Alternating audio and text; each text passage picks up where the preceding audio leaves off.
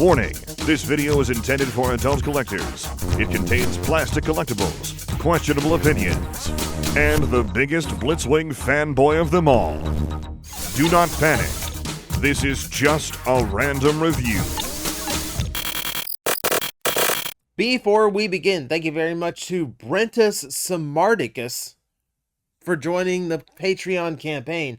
I hope I got that name right, as you seem to have gone very Greek with it. But thank you very much for the support. Always appreciated, even if it's just $1 a month or so. I do appreciate everyone who's willing to pitch in so I can keep the daily content coming to you free of charge and with all the variety I can muster in a single franchise.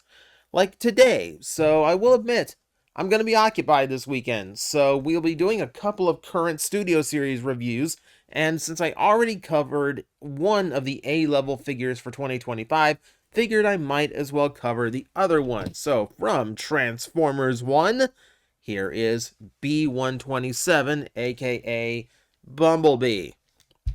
I'm not using his other name. That's a dumb name and everyone should say it's dumb. Kidding.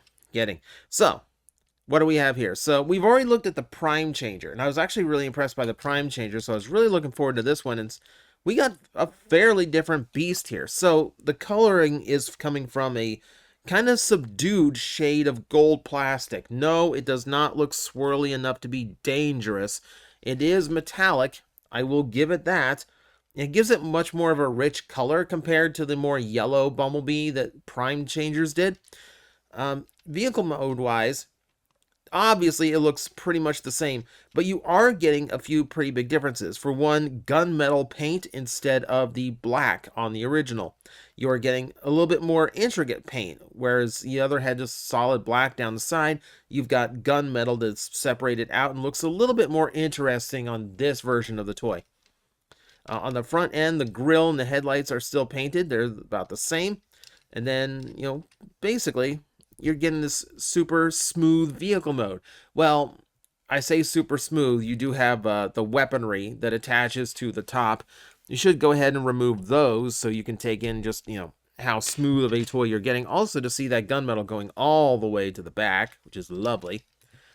Yeah, it's just a very nice, slim profile, USB mouse looking thing.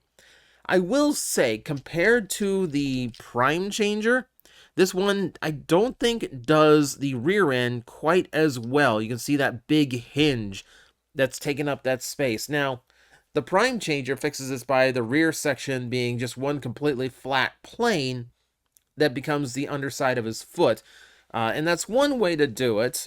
Here, they've opted for something that looks a little bit more solid and looks a little bit more rounded, which does allow for more detail. So there is that. But it does put that weird hinge in the back, so it interrupts the flow of the vehicle a little bit. That's a bit of a letdown. On the other hand, however, the sides are actually far smoother on this one. On the Prime Changer, you had a big block of plastic right here that was a little bit annoying. So that's been taken out, and everything looks a lot sleeker in this mode as a result. Wheels are all pinned in, and they are quite large, so you actually do have a good chance of this thing actually rolling, which is nice. Also, elephant in the room, this is what his feet are going to be. As you can see, they are very, very hollow, which is unfortunate. But guess what? We'll have to see in robot mode if that actually affects him, and we can actually take a look at the robot mode now. See, as I said, there's not a whole lot to talk about on the vehicle. Yeah, it's well painted, it's well sculpted. It's got more sculpted detail than the Prime Changer. I like the color better than the Prime Changer. It looks more like the movie shade. It's just that weird hinge that's bugging me. But we can go into robot mode and see exactly what is really different about this. So I am going to start by unpinning the arms and bringing them out like so. Get them out of the way. I'm going to undo the legs by folding them out like so and flipping them all the way around so that they tab into the top of the vehicle. And the feet are going to hinge downward like so. Once they are done so, you will flip these up like that. That's going to give you your heel spurs. With that, I'm going to go ahead and get that separated out so I have all the clearance to get that separated. Go ahead and rotate that up. Crunch the midsection together like that. Now, for this, I need to flip this little gray bit out from the top, from the grill, so we can get this folded back. So you want to make sure the Bumblebee's head is pushed all the way back, because this is going to be a little bit of clearance issue on this. Let's clip a little bit. See if I can actually get the... Yeah, there we go. Let's get the backpack out of the way, see if I can't get a little bit more room here. There we go. Just make sure the belly snaps into the little slot in the back. Make sure that folds away. That's going to snap into place. For that, I'm going to get the arms up in the correct spots like that. Rotate 4 arms around. These are going to open up like so. Go ahead and rotate the wrists out at the hinge. Do that over here. If I get my fingernail under it quick enough. There we go. Close up like that. And with that, you're going to have your robot mode. So, the transformation on this is actually interesting to me. It is very different than how the Prime Changer handled it, because they didn't have to work within such a limited budget. However, it's still an interesting transformation to me, because so much of it revolves around his natural articulation points. And there's actually, like, it feels like there's surprisingly little engineering in the toy itself that is dedicated just for the transformation process. Obviously, the stems for the arms, and also like the ab hinge, you know. But that's pretty much it. Everything else is kind of stock standard articulation, just used kind of in an interesting way to form his full robot. It's interesting. It's kind of fun. All right. The result, of course, super clean looking robot. You get a little bit of panel there in the back, but it just kind of looks like a natural backside to the robot. Everything else is pretty clean. The only thing you might have an issue with are the legs, which, you know, in order for the vehicle mode shape to be there, you do have these extra little slices on the side, these little flat panel areas where, you know, the vehicle had to have that kind of shape. A little bit unfortunate that they didn't, like, figure out some way of cleaning that up, because it is a little bit odd. It does make his legs look a little bit weird and kind of like Mega Man poofy, instead of being like flat down. But it's not bugging me too bad, and I'm gonna give it a pass for now. Let me show you the head sculpt.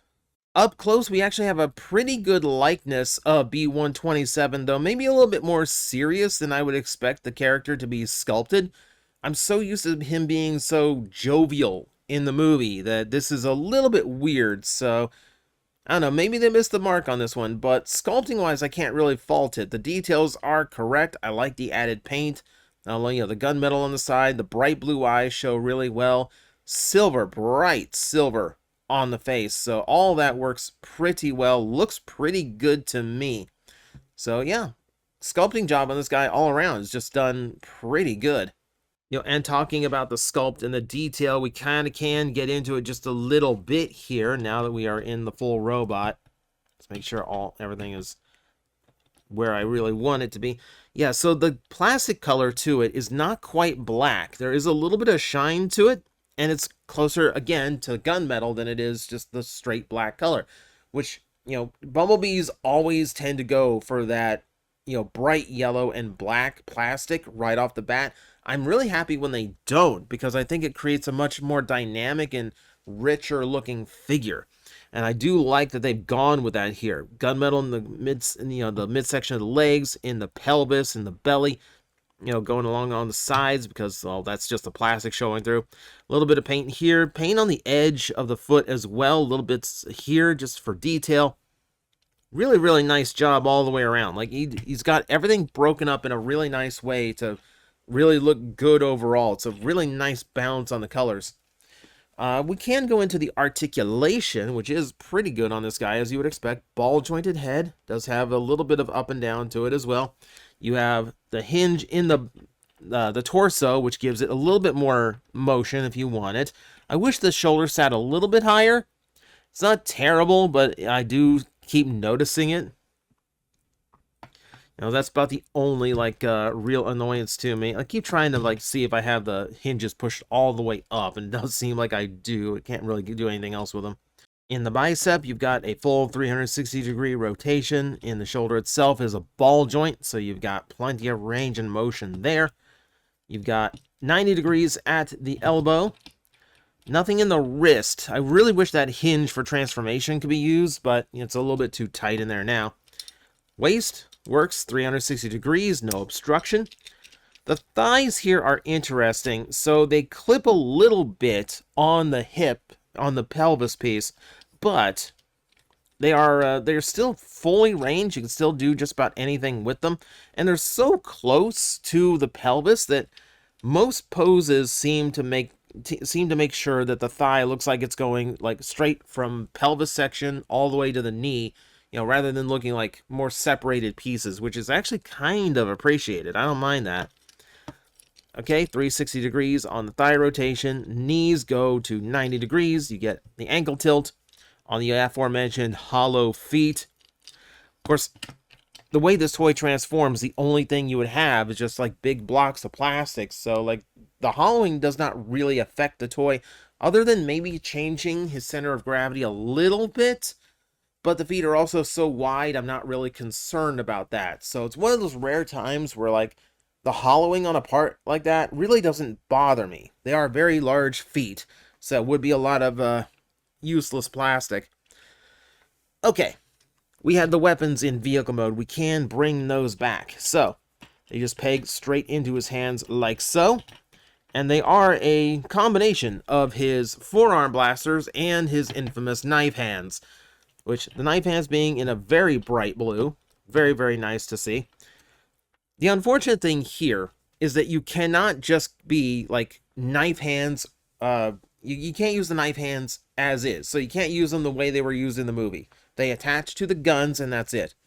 And in general, I wish there was just more you could do with these. You know, when it's mounted on the roof, the guns don't really, the guns are fine, but the little blades sticking out, there's no way to use those. Low flying birds. That's about the only thing that's going to get hit by those blades. Yeah, so it just creates this weird visual. So like in vehicle mode, the blade doesn't make sense. In robot mode, I can't use the blade the way he used it in the movie. I can, however, at least remove the blades, so I can at least get his arm cannons looking correct. Now, he does not have a alternate head or a battle mask in any way either, so that's also not an option. So, we never really saw him using his cannons or his blades without the mask, so it does feel like it's missing. Normally, I don't care about the battle mask. In this case, it does feel like it would have added to it. So that's a downside as well. Hi, Editing TJ here to let you know that I am a hack, because I have forgotten that this particular Bumblebee also comes with the rifle that all the Autobots were using in the movie. When I grabbed the toy this morning, it just wasn't there, so that's my mistake. So, whatever I say to accessories on this one, knock it up one extra point, because, yeah, it's got a little bit more than I showed here. Sorry about that. But yeah, overall, yeah, that is Studio Series Transformers 1 B-127.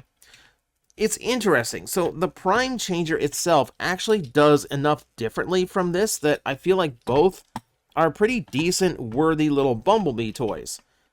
I don't really feel like one or the other is better.